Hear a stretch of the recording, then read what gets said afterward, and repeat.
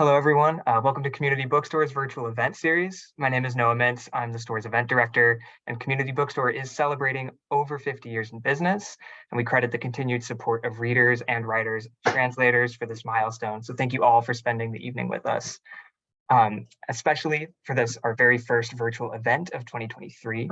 And I'm very thrilled today to be collaborating once again with our friends at Third Place Books in Seattle to welcome Ross Benjamin for the release of Franz Kafka's Diaries, new in his translation, in conversation with Rebecca Schuman. Now to some housekeeping before I properly introduce our guests. We've enabled Zoom's auto transcribe settings, so if your version of Zoom is up to date, you can click on the live transcription or closed caption button on the bottom of your screen to enable those. If you have any questions for tonight's guests, please click on the Q&A button, which is also on the bottom of your screen. We will be asking those at the end of the program, so please don't be shy. There is also a chat box through which I will be posting a link to buy tonight's book if you haven't already. And one caveat for tonight is that we're all at the mercy of our home internet connections, so please bear with any technical issues that could arise, and we will resolve them as quickly as we can. We're very excited for another year of stellar in-person and virtual events, so head over to our website, communitybookstore.net, and sign up for our newsletter to stay up to date. So now, a little about tonight's guests, and we'll get started. Ross Benjamin's translations include Friedrich Hölderlin's Hyperion, Joseph Roth's Job, and Daniel Kettleman's You Should Have Left, and Till. He was awarded the 2010 Helen and Kurt Wolff Translators Prize for his rendering of Michael Marr's Speak Nabokov, and he received Guggenheim Fellowship for his work on Franz Kafka's Diaries. And Rebecca Schuman is the author of the memoir Schadenfreude, A Love Story. I'm going to read the whole subtitle: Me, the Germans, and 20 Years of Attempted Transformations, Unfortunate Miscommunications, and Humiliating Situations That Only They Have Words For. And she holds a PhD in German from UC Irvine. She's the author of the scholarly book Kafka and Wittgenstein, The Case for an Analytic Modernism, as well as numerous peer-reviewed articles about Kafka in scholarly journals such as the German Quarterly. She's taught German literature and language at Ohio State University, Vassar College, and the University of Oregon, and currently teaches creative nonfiction writing for the Stanford Continuing Studies program. She's a regular contributor to Slate, and her work also appears in the Washington Post, The Atlantic, Guernica, Literary Hub, Long Reads, Quartz, and numerous other national and international outlets. So now, without any further ado, I will leave the screen to you. Ross, Rebecca, thank you both so much for joining us tonight. Thank you so much. All right, I am so excited to get this virtual show on the road. It is my distinct honor to be your interlocutor tonight, Ross. So there's been a lot of AI in the news lately. Ooh, AI can do art. Ooh, AI can write a terrible undergraduate paper. Ooh, AI can write a poem in the voice of Mitch Hedberg. And when I tell the people that I know that I'm working on a translation, sometimes they're confused and they're like, isn't Google can't just why can't a robot? So I mean, as a fellow translator, I know the answer to this already, but I want your version of the answer for our guests in the world. Like, why can't a robot have done this? The Kafka Diaries? Yeah. In particular, yeah. I mean, the Kafka Diaries would be the highest bar probably for a robot, but even just doing any work of literature is quite difficult, and probably anything that involves any step beyond just the most basic average decoding. I mean, I do have to say that these artificial intelligence translators, as compared to like the previous machine translation, are able to make a sort of convincing decoded version of a German text in English, especially a simple one like an email or something. But that's just like the very first initial step of a literary translation. In a way, the danger in a way is that it is convincing now, because the English is convincing enough to mask the machine's complete lack of understanding of what it's doing. So the danger is that people who don't know the source language will think they're getting a translation that's usable as a translation, or comparable to one they could have gotten from a human, because the English will read elegantly enough. Mm-hmm. And there may be some level of content accuracy, but yeah, it's just an average of translations that I've done before, so I couldn't possibly come up with a creative solution to any translation problem. It can be a useful tool because it does come up with syntactic solutions and that are sometimes, surprisingly, what's the word? Just surprisingly, I guess, felicitous in the target language. So you can get ideas from it. But one thing I think, if somebody wanted to use it in order to save money on human translators, the real way would be to get human translators to come and correct it, or something which every human translator needs to refuse to do because it will cause their own obsolescence. So unless we just naively go and take jobs correcting the output of AIs, then they can't replace us as quickly. Yeah, I mean, there's a German word for this, right? Sprachgefühl, which literally means a feel for a language. And that's the one thing that the robots don't have yet, is feelings. And so in your native language, and then also in a language you're working in that you're fluent in enough, you do have this like bone deep feeling about whether something sounds right or wrong. And the Google can't quite do that yet.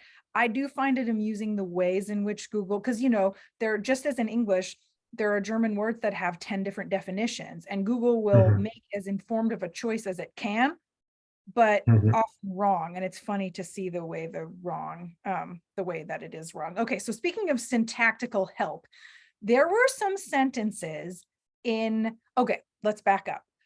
Like many diarists, Kafka didn't really revise his journals. He'd mostly just spat words out into them. And unlike us, who have autocorrect and delete buttons and all sorts of, innumerable amounts of ways to make words go away and other words appear, having spent no money, this was like ink you had to dip manually into a well.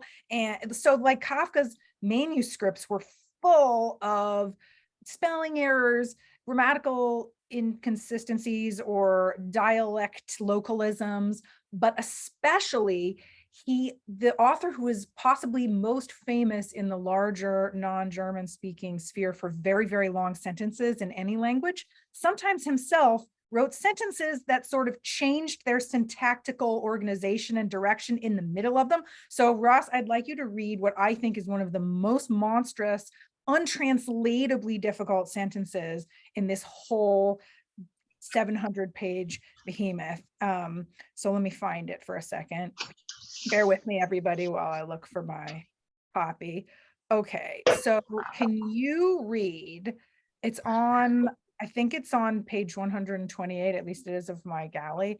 Ross, will you read out the paragraph, or just even the sentence starting with "there's no doubt that everything"? Oh, yeah. Oh, I just made my video go away.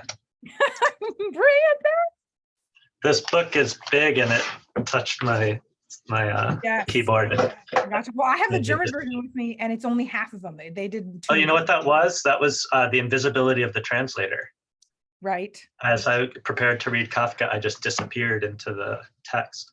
There you go. So page 128, there's no doubt.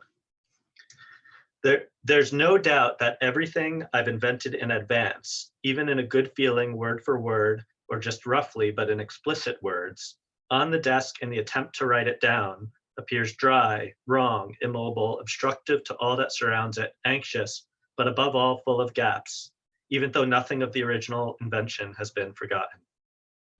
This is naturally due in large part to the fact that I invent good things free of paper only in the time of exaltation, which I fear more than I yearn for it, however much I do yearn for it, but that then the fullness is so great that I have to refrain, thus blindly take only what I grab at random out of the stream, so that in the considered act of writing it down, this acquisition is nothing in comparison to the fullness in which it lived, is incapable of bringing back this fullness, and therefore is bad and disturbing because it tempts uselessly. All right. Those of you who know translation will know how good that was. And those of you who don't are just going to have to trust me. That is blistering. It's blistering. So tell me about this Thank first you. sentence, which has like almost no commas in it. It's got no, usually with German, as you can imagine, is a very regimented language. It has very strict rules about where you get to put verbs. And then that helps you as a non-native speaker, piece together the puzzle of what the subject is and how this makes sense. So walk me through the process with this sentence. How long did it, like, did it make you cry? Because I've had sentences like that from people who were not as friendly as Kafka, and they made me cry. Like did actual tears happen when you were trying to do this sentence? I mean, this sentence and so many others like it, it's like wrestling to do these sentences. And Kafka kind of relied on, as he's writing hastily, he relied on other syntactical markers that they have in German. Well, maybe they're not, I guess they're syntactical markers like declensions and things like that allow you to kind of orient yourself in a sentence without necessarily the word order or the architecture of the sentence orienting you, or the punctuation, because he would leave it out. And in English, we would rely a lot on punctuation and word order to make those same things localizable, to keep you posted where you are in a sentence, to signpost where you are in a sentence. And I didn't have those at my disposal, so I had to use other techniques in order to stay in the convolution. I didn't want to iron it out or break it up, or I thought the fact of its convolution was one of the most intriguing and exciting things about sentences like this in Kafka's diary writing. I mean, he has very complex, intricate, nested sentences in his finished, polished writing too. They're not necessarily much easier to translate than these, but at the very least, they don't suddenly shift syntactical modes in the middle of the sentence. Like he had sentences here where, how you could have like a neither nor sentence in English. And in German, in fact, it's even more rigid. Like if you start with a neither, then there has to be a nor coming. He would start with a neither, and then there would be something like a let alone or a much less, just like a different, because he was writing hastily and it was almost like a kind of shorthand or a kind of spoken rhythm where you can sort of, you're not thinking necessarily about the form of the beginning of your sentence by the time you're at the end of your sentence. And because I really found capturing that or keeping to that to be much more interesting than it would have been to just impose the framework of, say, a neither nor sentence, but thereby did make my life much harder and did really get as lost in these sentences as humanly possible before I could find my way out. Well, that's perfect, of course, because one of my favorite things about Kafka, what captivated me about him all through grad school, is the way his form and his content wrestle with each other and be turned into the same thing. And so many of those things are about inexpressibility. Even Wittgenstein himself, like the greatest philosopher of language in the early 20th century, said, one of his friends was like, I think you'll like this Kafka fellow. And he took one look at him and was like, this fellow spends a great deal of time talking about what he can't talk about. And which is like accidentally the very profound. And yes, that's why you're both buddies. You do that too, But so the fact that this ineffable, impossible sentence is literally about his inability to get what he needs to get out.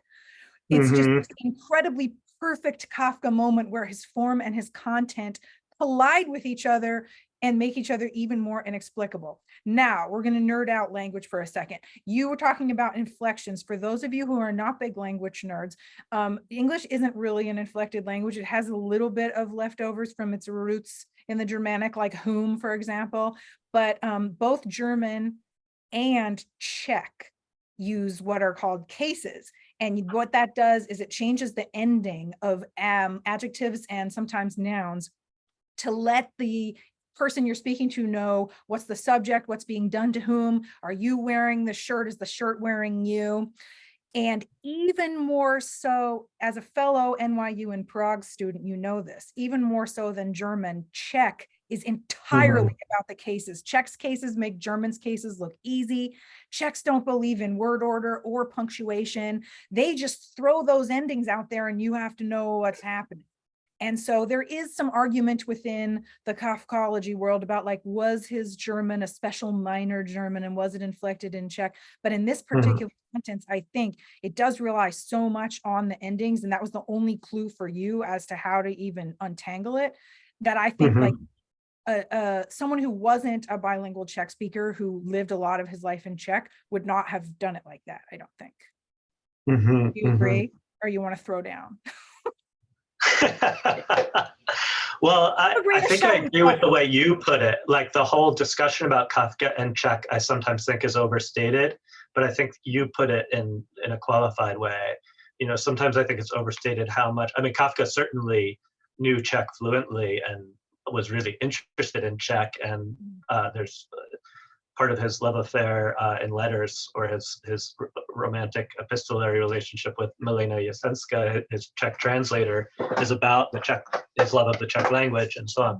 So undoubtedly it influenced him in some way, but sometimes I think his Prague German is also very much, you know, his own. It's not an idiolect, but it's his own idiosyncratic way. Nobody else writes like this exactly.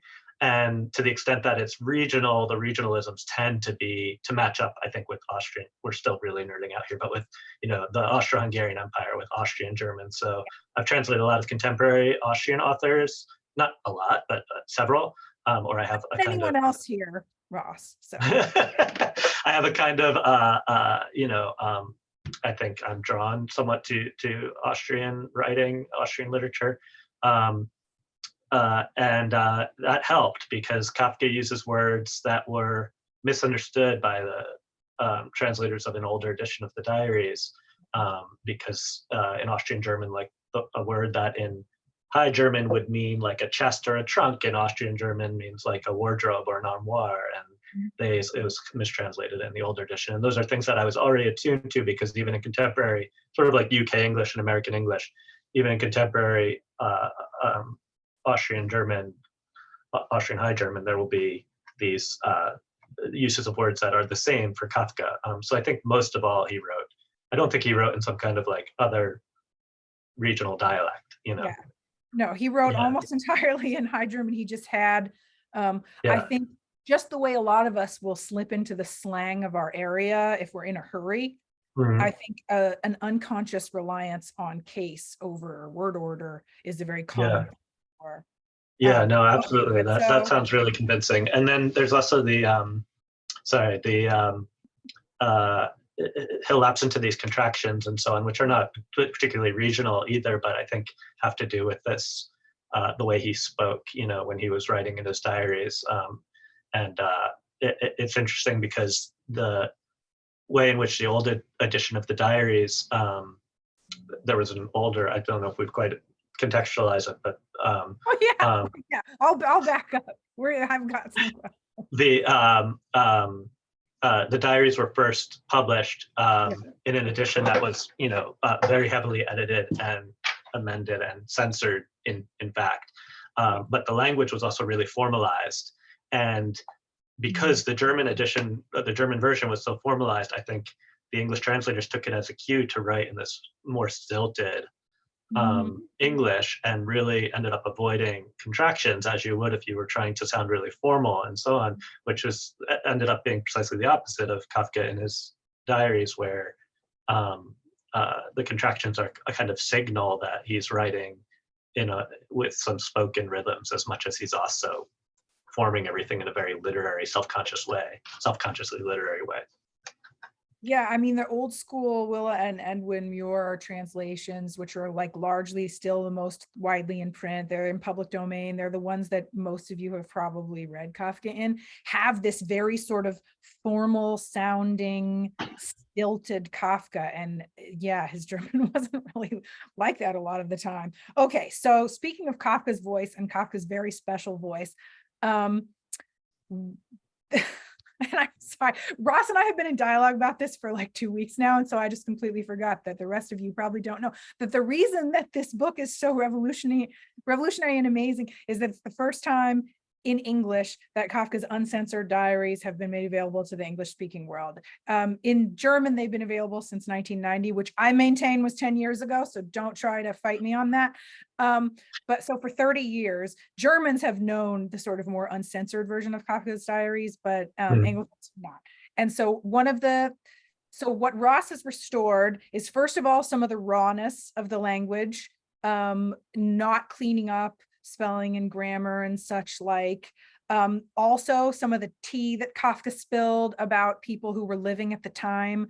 Broad, his literary executor, posthumously wanted to spare a lot of people's feelings, including his own, and redacted some of the more unflattering things about their contemporaries. And then there was the sex.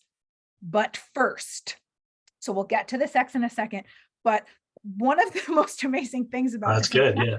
It's not surprising to me at all. This translation took you 8 years, almost as long as it took Kafka to write The Trial, and he took breaks. Like, he left it alone for years at a time and wrote other things because he was feeling so bad about it. And luckily you didn't have to die for this to be published into the world, knock wood.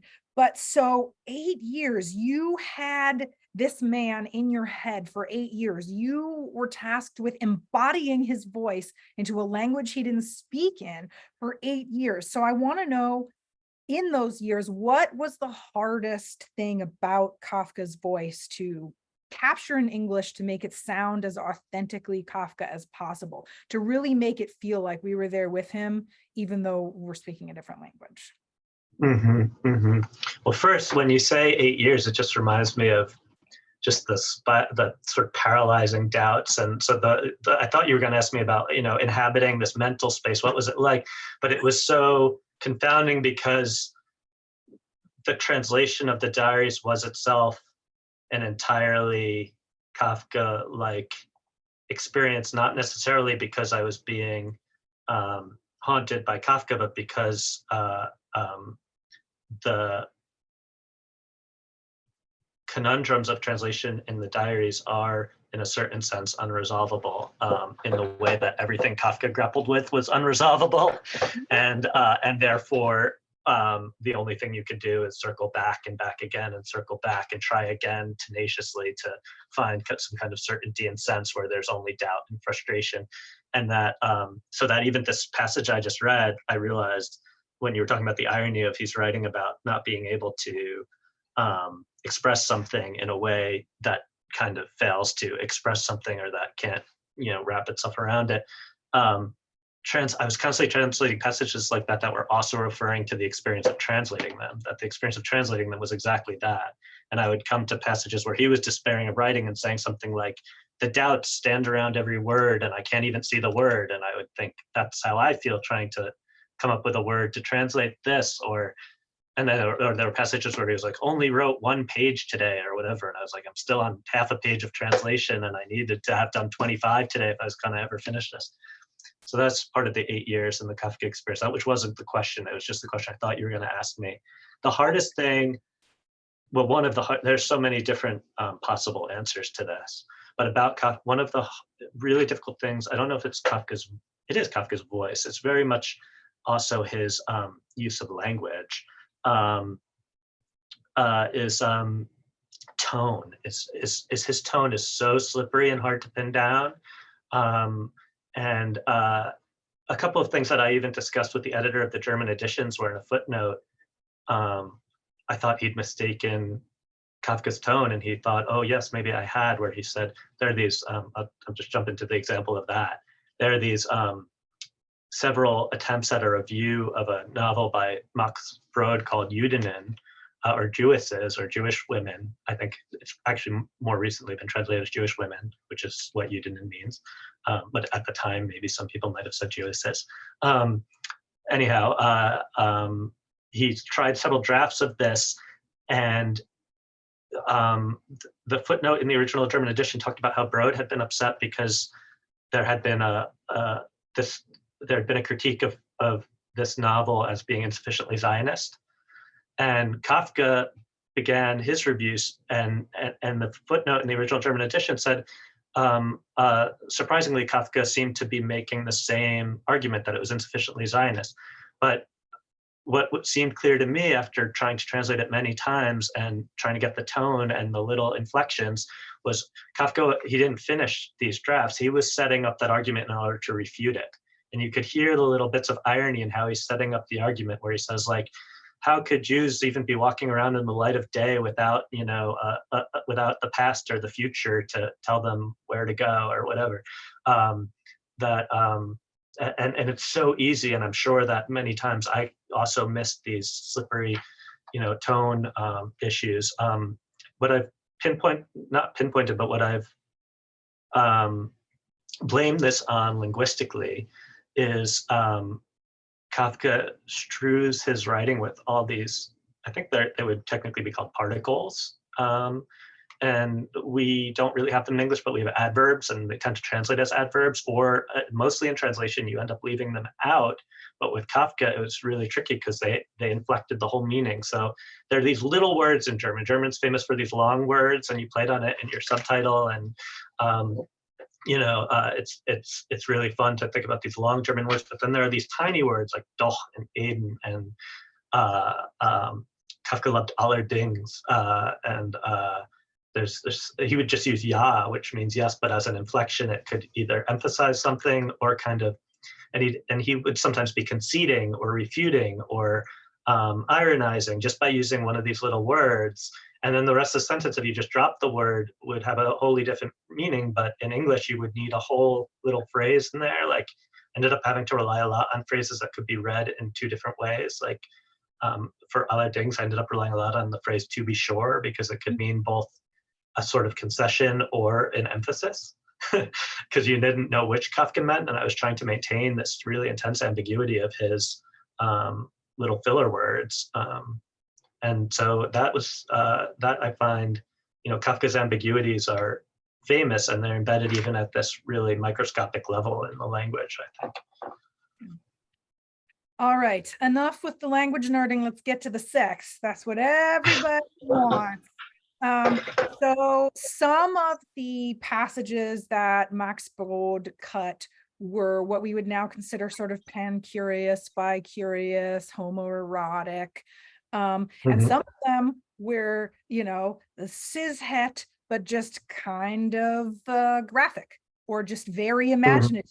And you or sometimes weirdly, weirdly perverse, I'd say, like heterosexual, but somehow attracted to, somehow describing women as disgustingly attractive. Yeah, sort of like a Neue Sachlichkeit, new objectivity, but on paper, like an Otto Dix painting in words or something. So one of those passages now. Can you pull it up, please, Ross? It starts on, I think, your page 141. He's talking about a friend of his, I think, and it's not super flattering, but then it is kind of, I'm gonna stop. We're just gonna listen to it. Do you want to contextualize who this man is at all, or just let's just I can give a quick context to this, and also to what was cut, because I'll read a passage that was cut from the from that previous edition. So this is all censored material, Kafka contraband. But yeah, he's visiting with Max Brod. He's visiting this collector named A.M. Pachinger, who ended up donating a lot of stuff to museums. He collected all these objects and from excavations and so on, but he also collected pornography. He met Pachinger because they had a mutual acquaintance who he'd also met through Max Brod, who was named Albert Kubin, who's an amazing artist, actually, a graphic artist. There have been exhibits of his work at like the Neue Gallery in Manhattan. And I remember going to one of those exhibits and seeing a postcard from Kafka to Kubin praising his art and expressing his kind of identification with him in some ways. Anyway, so he starts off, and the pronouns actually get confusing. Scholars have mixed this up. They think he's talking about one of them when he's talking about. So he starts out with talking about Kubin. Are we having a technical issue? Starts out talking about Kubin. Are we having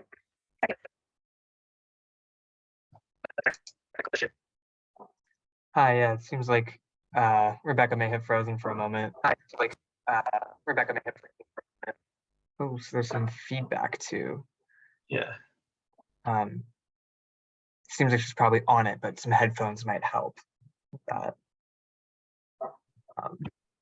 Okay. Are you back? Are we good? Think so. Sounds good. It seems better now. Yeah. All right. Okay. Carry on. So Pachinger is actually telling him about Kubin, which is another tricky thing in German as in direct discourse.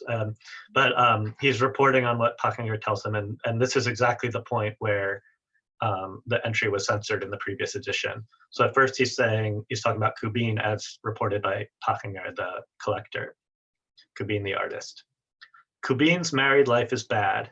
His wife is a morphinist. Pachinger, is convinced that Kubin is one too. One need only observe him when from the greatest liveliness he suddenly declines with sharp nose and hanging cheeks, must be woken, rouses himself to find his way back into the conversation. After an interval grows quiet again, which is then repeated at ever shorter intervals. He is also often at a loss for words, And then there's a long dash, and this is where people have thought that he's still talking about Kubin, but it's clear to me that he's already talking about Pachinger again. He's the pronoun never, it's the same pronoun.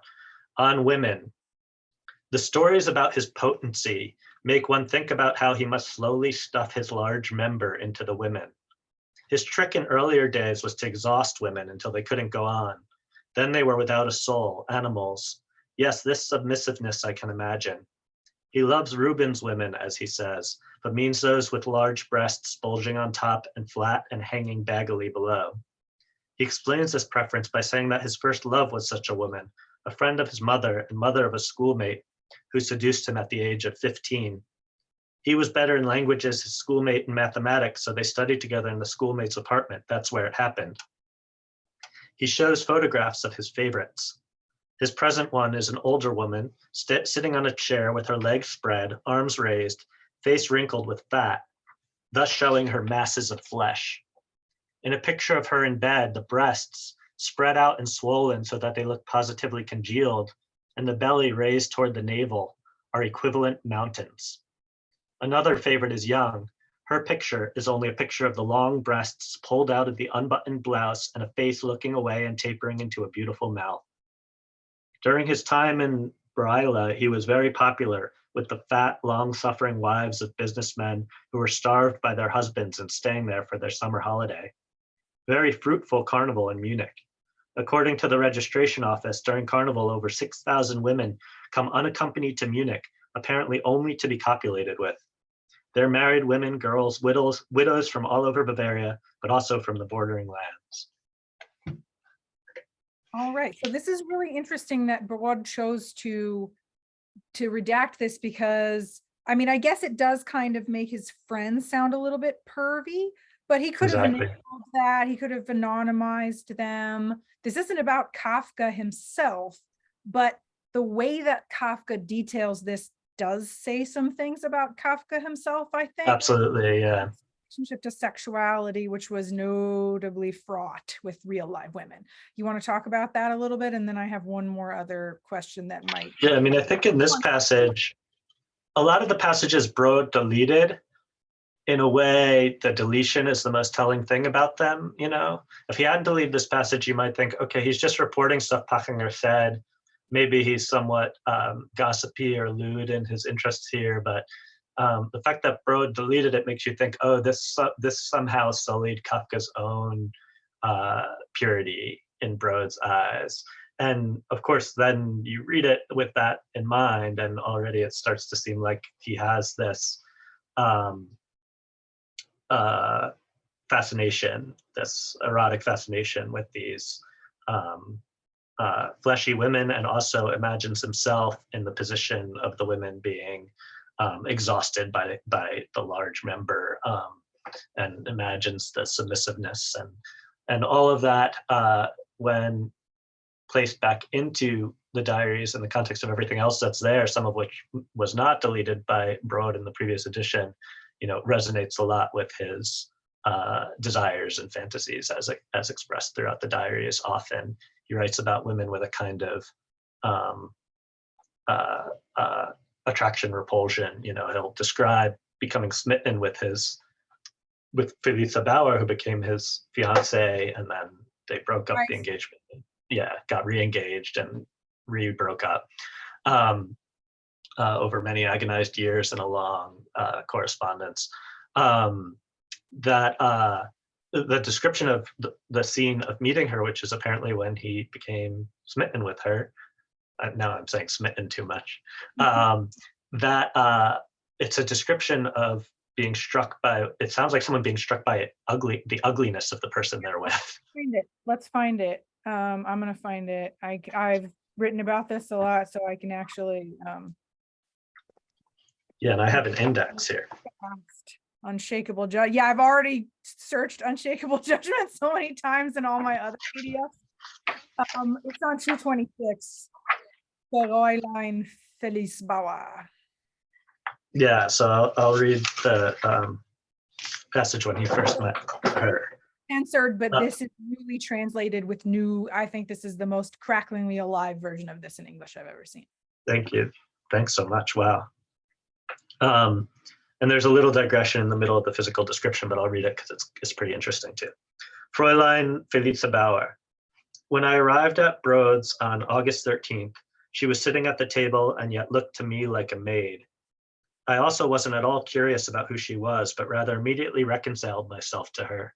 Bony, empty face, which wore its emptiness openly, bare neck, thrown-on blouse, looked very domestically dressed, although, as it turned out later, she was not at all. Here's the digression. I estranged from her a little by getting so physically close to her. Indeed, what a state I'm in now, estranged from everything good in its entirety, and moreover, don't believe it yet. If the literary news at Max's doesn't distract me too much today, I will still try to write the story about Blankelt. It need not be long, but it must strike home to me. And now the physical description continues. Almost broken nose, blonde, somewhat stiff, charmless hair, strong chin. As I sat down, I looked at her more closely for the first time. By the time I was sitting, I had an unshakable judgment. How? And then it just breaks off after how. So Broad he edited this though.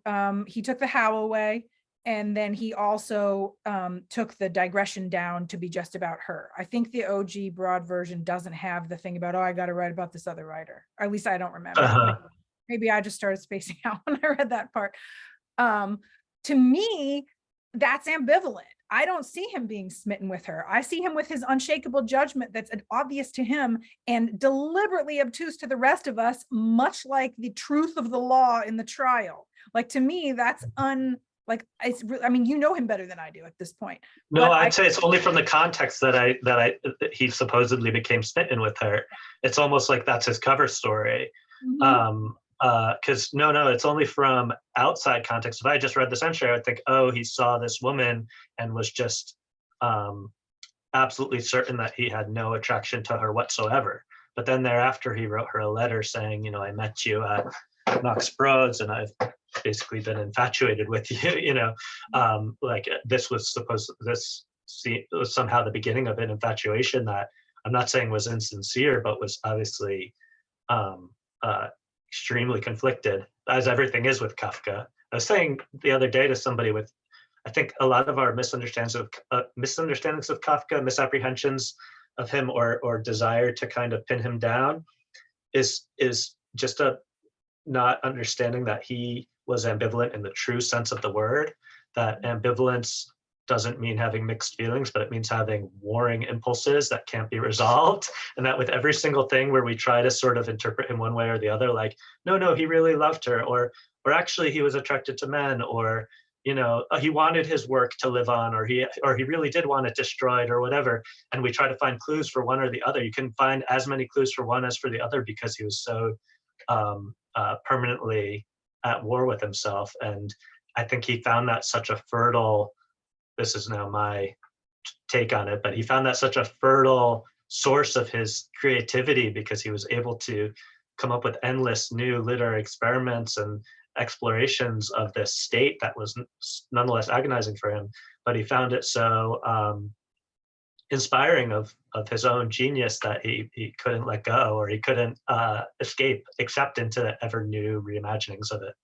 Yeah, no, I'm 100% on board with this. And of course, the most important line in the trial, der Prozess, is exactly this. It's when, spoiler alert, Joseph K. dies.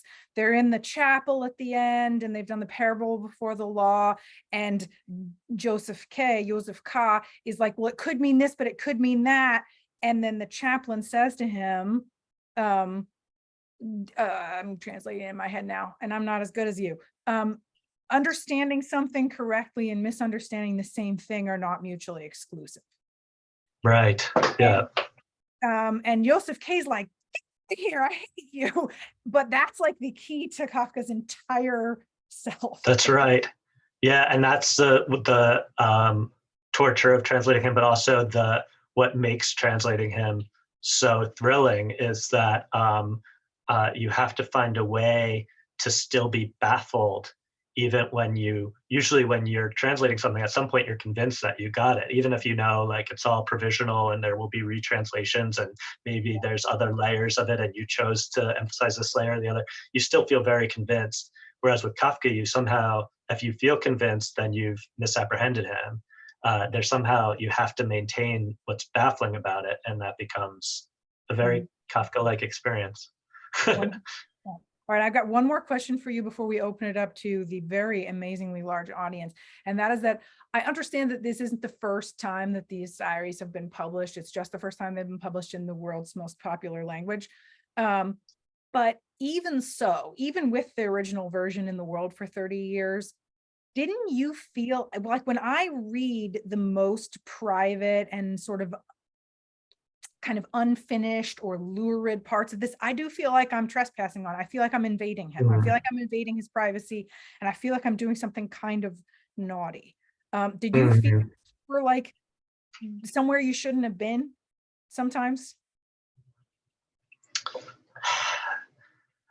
I don't know if I felt that way, honestly,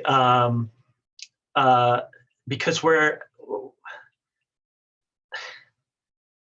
at this point now, where these are out there. And I felt that at this point, the sort of falsified version was more of a travesty than the genuine version. If he didn't want this out there at all, that's one thing, but, and I mean, I think Brode, in falsifying it, may have been thinking about Kafka and how much he would hate to have people seeing his imperfections. And I don't think Kafka would have cared about the homoerotic parts. I think he would have cared about the grammatical errors and the technical imperfections being out there. That is the language and the literary stuff that he was a perfectionist about. I don't think he really cared about his foibles being exposed. But in a way, now that the falsified version was out there, this kind of false idol, or this saintly picture of Kafka, I felt that I was correcting a travesty rather than perpetrating one. But if I was more Kafkan about it, I would have felt certainly that I was in unutterable conflict about both at the same time. But I didn't. I feel pretty at ease with my conscience. Okay, we got some great questions rolling in, so we're going to audience Q&A now. Just a reminder, if you have a question for Ross, I will try my very best to get to it, and you should type it in the Q&A field. Okay, so someone, who doesn't want to know? Someone wants to know, how out of all the translators in the world was it you? How did you get this gig? Oh, it's so complicated in a way. It was a saga. There were twists and turns, because I started with a different publisher who I had pitched it to, and I was already working with them on something else. And they said, "What's some big thing you want to work on next?" And I said, "Oh, the big thing I'd love to work on is Kafka's Diaries. It's the dream project for me." They were very excited about it. And then I, had many postponements and deadline extensions as I grappled with it. Years and years went by, and they were waited, and then they got it. And from the beginning, I said, "Here's what I'm doing. It's going to be the the unpolished, fragmentary disarray of the original diaries, not the elevated, smoothly cohesive idiom of the version we know. And oh, they're excited about that. But when they saw it, to them, I think it just looked like a mess. They thought no one will read it. Anyway, what they wanted to do to correct this perceived issue with the translation was to iron the whole thing out, smooth out sort of the exact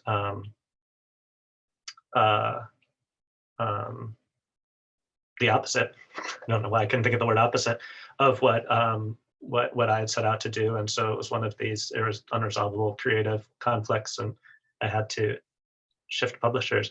And where I ended up was, of course, where I would have started in the first place if I hadn't already been working with this other publisher. So the obvious first place to go, and then I don't know, this is very, maybe now it just lapsed into autobiography. The story of this project is complicated, but Schoken is obviously where this belongs. And if I had just had this project in hand and wasn't already doing something else with somebody else, that's where I would have gone first. And when I got to first of all, I had to piece my whole confidence together about what I'd chosen to do with the translation.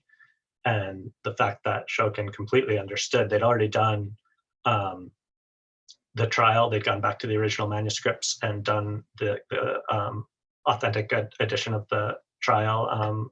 So they knew where I was coming from. And I'd modeled my approach very much on, what was done with those later editions and translations that had gone back to the manuscripts. And then there was also an amazing moment where one of the editors at Schoken had in her office this box, and she said, "You'll know what this box is. It has something to do with Kafka's diaries." And in the box were Max Brode's original transcripts that he typescripts of the diaries. He'd gone to his vault, pulled out the notebooks, and transcribed them faithfully, word by word, with all the strokes of the pen that are in this version, before he went about creating his new version and rearranging everything and making composites and cutting things. So it looked like it looked so much more like the critical edition or like the facsimiles. And in fact, it was even ordered notebook by notebook, and each notebook was in a folder. But if I tried to open the folder, it started to crumble. And it had just been moving in the Schoken offices as they moved from, building to building.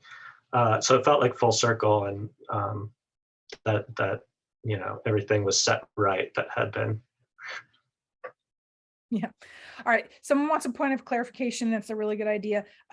They wanted to make sure that it was the OG German edition that Brode censored, and yes, that is true. And they want to know which German edition is the sort of restored German edition, and that's the Fischer. Fischer. Yeah.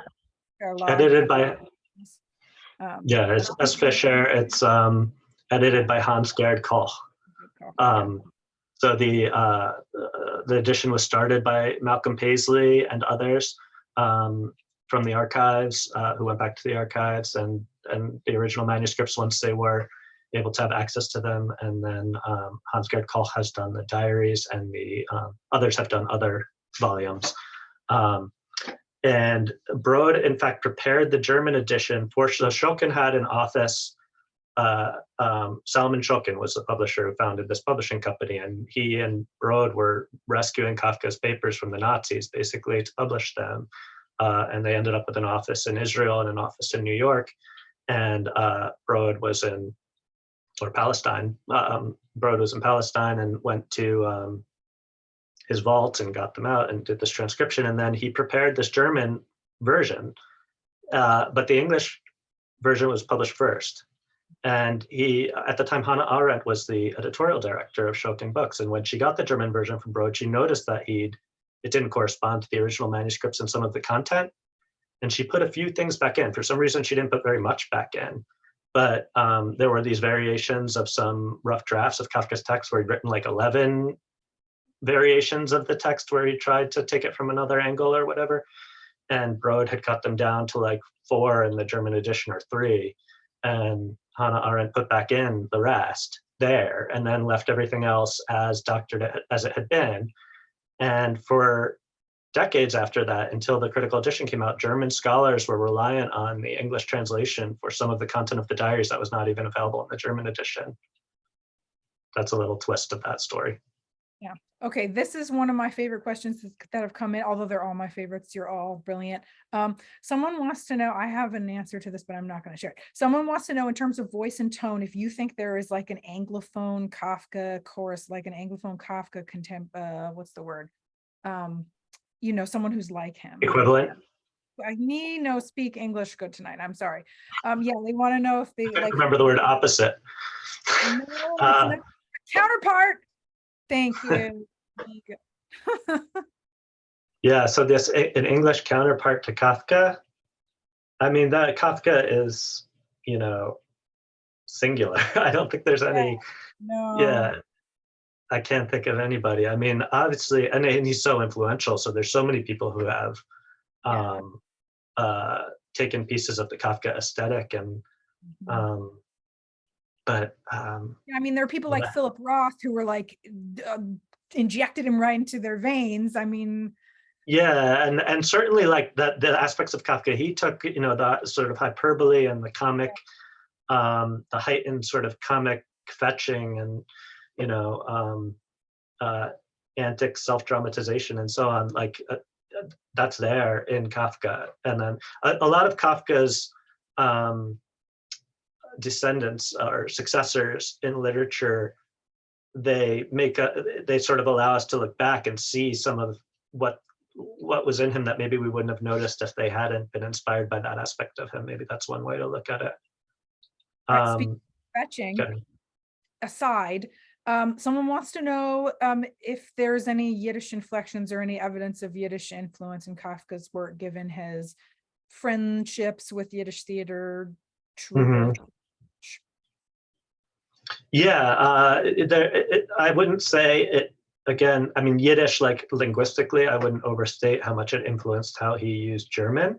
There's a few Yiddish expressions in the diaries. Schnorr is in there, which was tricky to figure out actually if that was Yiddish, because it is a word that's used in German too, but in the context it was used, and it was pretty clearly Yiddish. You know, and he quotes the Yiddish actors using Yiddish expressions, and he has an entry about some Yiddish habits of speech that he notices during a lecture, so saying like "my dears" or "my dear ladies and gentlemen," and sort of these little Yiddish interjections that he notes. Maybe the interjection, the style of adding all these interjections, but I don't think it influenced his linguistic usage that much. He was extremely influenced by those Yiddish plays and by the theatricality and even some of the shabbiness and imperfection of those plays. I think he was really drawn to, and it did have an effect on his imagination and on his work. Oh, and there was a Yiddish thing that I caught. That was another thing in the German edition, where they mistranscribed something, but I got it because of the Yiddish. He was quoting a Yiddish play, and there was this sign, there was this line that he quoted from the play that said like, it's all emes. And emes means truth. It's actually Hebrew. It would be emet in Hebrew, I think. It means truth in Yiddish. And that's actually how Brode had it. That was actually correct in the old translation and incorrect in the critical edition in German. They mistranscribed that as eines, which would mean one in German. And, you know, most of their transcriptions where they changed it from what the old one said, they were right and the old one was wrong. But here I strongly suspected maybe it was emes because Brode had attended those plays and he maybe knew the play and he would have known the Yiddish, and the German scholars now might not have been as versed in that. And so I dug up the plays. I think they were online with the Yiddish Book Center or something. And I called back my phonetic ability to read phonetic Hebrew from my bar mitzvah and found the lines in that scene in the play. And the line was indeed exactly as Kafka had written it from memory, and it was emes. Yeah. the level of detail, like of course it took you 8 years. Of course it took you 8 years, because I can see, as a translator, I can see exactly how this happened. The sentence didn't really make sense the way that you thought it did. Yeah, it's all one, didn't make sense. Yeah. Detective mystery, this entire book in and of itself, brilliant. Yeah. Okay, this is And going to be something like that. Sorry, I'll try to be quick so that we get in one more question. But something like that. Okay, let's get in the questions. Forget it. Let's get in the questions. An ultimate question, because I know that you have an answer to this, is if you have a favorite word that Kafka used in this entire 700-page behemoth that was your most favorite to translate. I have two. I can't decide. I'm Both. Give us. The one I make a meal out of in the introduction is Notstich, because I spent a lot of time researching it, and what I ended up doing, I felt really good about.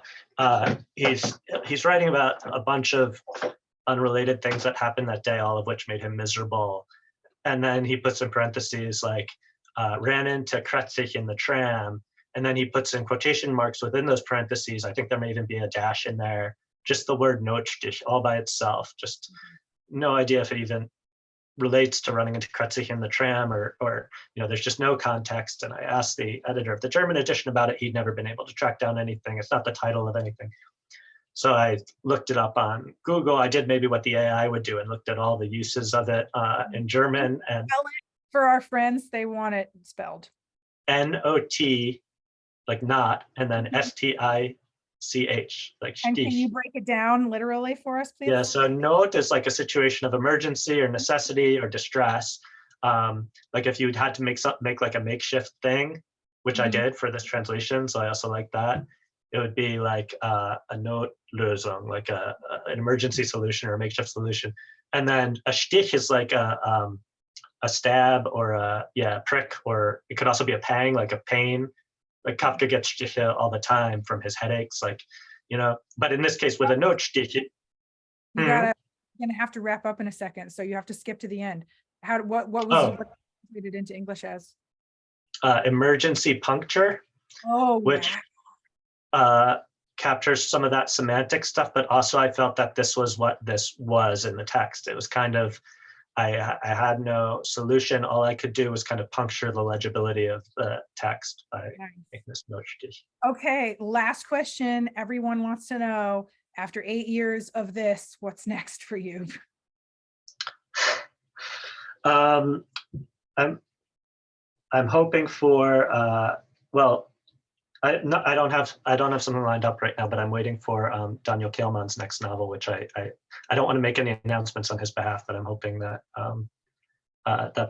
that's gonna work out timing wise. And I'm sorry, I don't have a better answer right now. All right, hurry up, buddy. Fantastic. Well, that's all we have time for. Ross is easily reachable online. All you got to do is find him on Twitter or his website. So if you have more questions for him, you can find him. Absolutely. If you have any questions for me, you can also find me, but I assume your questions are going to be for him. Thank you both. Yeah, thank you both so much for this. This has been exactly as serious and literary and as funny as a Kafka event should be. So I'm very grateful to you for sharing this with us. Those of you at home, please do consider purchasing a copy of the Diaries of Franz Kafka.